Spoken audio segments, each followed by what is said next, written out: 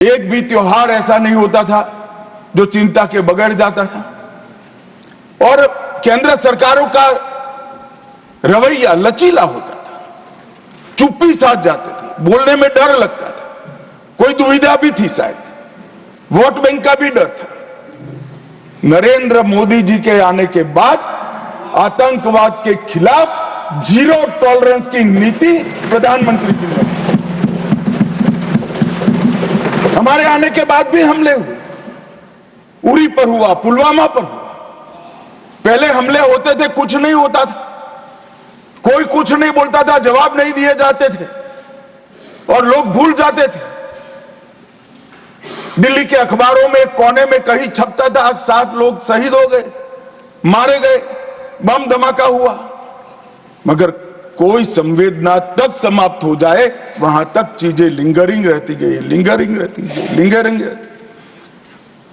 मोदी जी के आने के बाद उरी और पुलवामा में हमला हुआ। 10 ही दिन में पाकिस्तान के घर में घुसकर सर्जिकल स्ट्राइक और एयर स्ट्राइक कर जवाब दिया।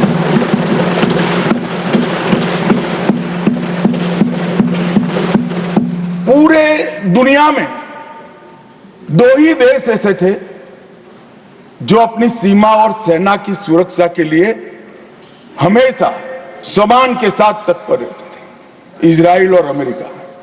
वो 2 देशों की सूची में मेरे महान भारत का नाम जोड़ने का काम नरेंद्र मोदी, और वहीं से शुरू हुई आतंकवाद के खिलाफ जीरो टॉलरेंस की नीति। मान्यवर, हम सब जानते हैं धारा 370 कश्मीर के अलगाववाद का मूल था। हम भी कभी अलग हो सकते हैं, तो ये भाव के बीच धारा 370 के अंदर डाले गए थे। मगर हमारे संविधान निर्माताओं का भी मैं बहुत मनपूर्वक धन्यवाद करना चाहता हूं, बड़े दूरदर्शी थे। उन्होंने इसको टेम्पररी बनाया था और धारा 370 को हटाने का बीज भी धारा 370 में ही डाल दिया गया। मगर राजनीतिक मजबूरी, वोट बैंक की पॉलिटिक्स, हमारे पुरखों ने धारा 370 डाली है, हम नहीं हटाएंगे, ऐसी जिद धारा 370 को लेकर चलती रही, कई सालों तक चली। और मान्यवर, यही सदन में 5 अगस्त 2019 में मोदी जी ने धारा 370 को समाप्त। हमारे संविधान निर्माताओं का वो स्वप्न कि एक देश में 2 प्रधान, 2 विधान, 2 निशान नहीं होंगे, कैसे हो सकता है? देश में एक ही प्रधानमंत्री हो सकता है, देश का एक ही संविधान हो सकता है और देश का झंडा भी एक हो सकता है। कैसे एक देश में 2 विधान, 2 प्रधान, 2 निशान हो सकते? मगर चलाए गए, सालों तक चलाए गए। और 5 और 6 अगस्त 2019 को इस देश में एक विधान, एक प्रधान और एक निशान का नया दौर, और वहीं से शुरू हुआ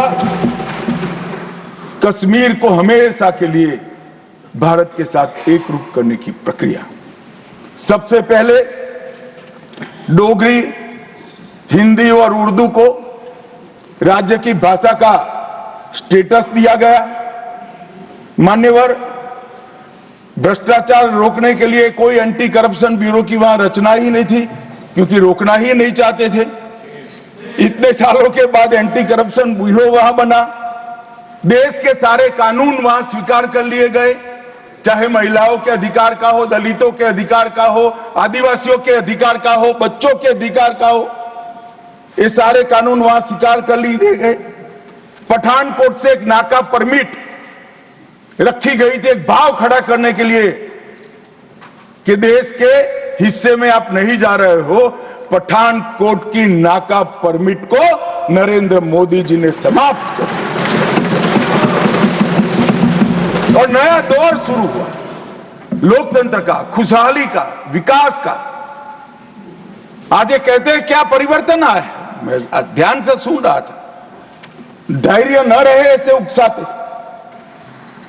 मगर मैं जवाब जरूर दूंगा, क्या परिवर्तन आया था सुन लीजिए।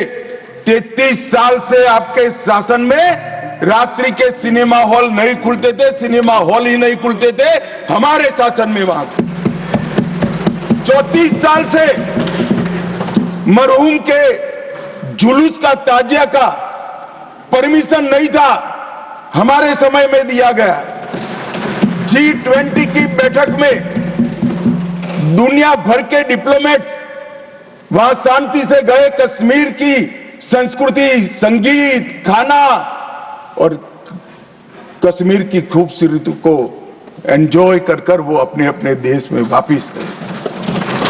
मान्यवर, इस देश में लाल चौक पर तिरंगा फहराने के लिए हम सब भी गए थे। प्रधानमंत्री और हमारे तत्कालीन राष्ट्रीय अध्यक्ष मुरली मनोहर जी के नेतृत्व में कन्याकुमारी से कश्मीर यात्रा निकली थी। यहां से बहुत सारे लोग उसमें होंगे। मुझे मालूम है मान्यवर, हमें परमिशन नहीं मिल रही थी लाल चौक जाने की।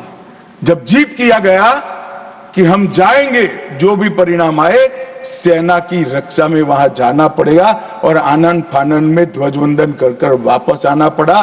वो ही लाल चौक पर हर घर तिरंगा में, एक भी घर ऐसा नहीं था जहां तिरंगा नहीं। श्रीनगर में फॉर्मूला 4 कार रेसिंग हुआ, वही लाल चौक पर कृष्ण जन्माष्टमी का महोत्सव रंग चंग के साथ मनाया गया। मां शारदा देवी के मंदिर में दशकों के बाद दीपावली और सरस्वती पूजन हुआ।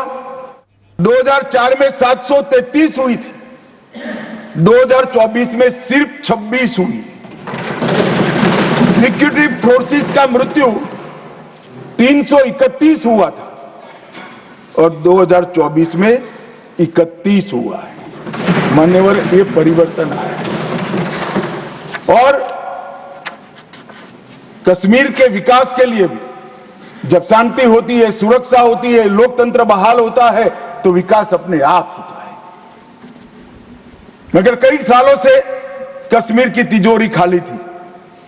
नरेंद्र मोदी जी ने 2015 में 80,000 करोड़ की 63 परियोजनाओं को जम्मू कश्मीर लद्दाख के लिए अप्रूव किया।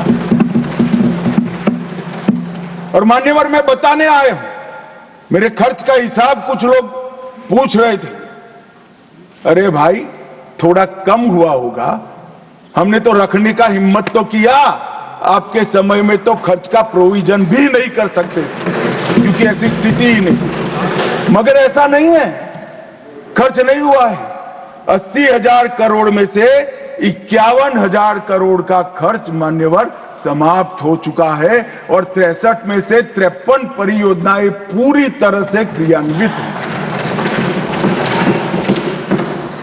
19 से 24 में 40,000 सरकारी नौकरियां दी, 1,51,000 ओबीसी बच्चों को विश्वकर्मा योजना से स्वरोजगार दिया, 5184 यूथ क्लब स्किलिंग का काम कर रहे हैं,